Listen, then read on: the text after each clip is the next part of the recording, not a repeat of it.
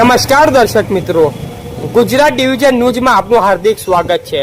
સમાચાર છે, ચુંડડી pickup stand નજીકથી ₹1.23 કરોડનો વિદેશી દારૂ ઝડપાયો। એલસીબીની મોટી કાર્યવાહી। Panchmahal, Godhra, Indore, Ahmedabad national highway number 47 પર ચુંડડી પિકઅપ સ્ટેન્ડ નજીક પાર્ક કરેલી 4 પડતીવાળી ટાટા ટ્રક નંબર RJ14GE 9981 માંથી લોકલ ક્રાઇમ બ્રાન્ચ પંચમહાલ ગોધરાએ વિદેશી દારૂનો મોટો જથ્થો ઝડપી પાડ્યો છે।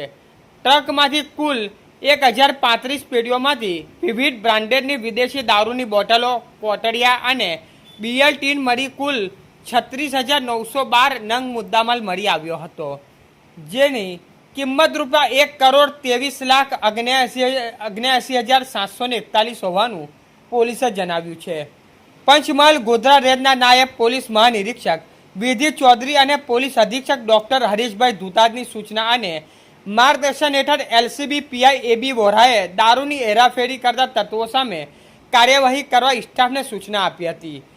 દરમિયાન એએસઆઈ નરેન્દ્રસિંહ જયરામસિંહ તથા હેકો કિતેશ કુમાર નટવરભાઈને મળેલી બાતમીના આધારે પીએસઆઈ HR જેતાવર સહિતની ટીમે સ્થળ પર પહોંચી ટ્રકને કોલ્ડન કરી તપાસ હાથ ધરી હતી। ટ્રકના કેબિન તથા આસપાસના તપાસ કરતા ચાલક મળી આવ્યો ન હતો। ત્યારબાદ ટાર પરથી ખોલી તપાસ કરતા ઓલ સિઝન મેક્રોડોલ વેલ્સ નંગ 1, ડિલક્સ રોયલ ચેલેન્જ, રોયલ સ્ટેંગ વિસ્કીન તેમજ કિંગ ફિશર બિયરનો જથ્થો મળી આવ્યો હતો। પોલીસે દારૂ ઉપરાંત ₹20 લાખથી કિંમતનો ટ્રક અને ટાર પરથી પણ કબજે કરી છે। ફરાર ટ્રક ચાલક સામે કાયદેસરની કાર્યવાહી હાથ ધરી તેની શોધખોળ શરૂ કરવામાં આવી છે।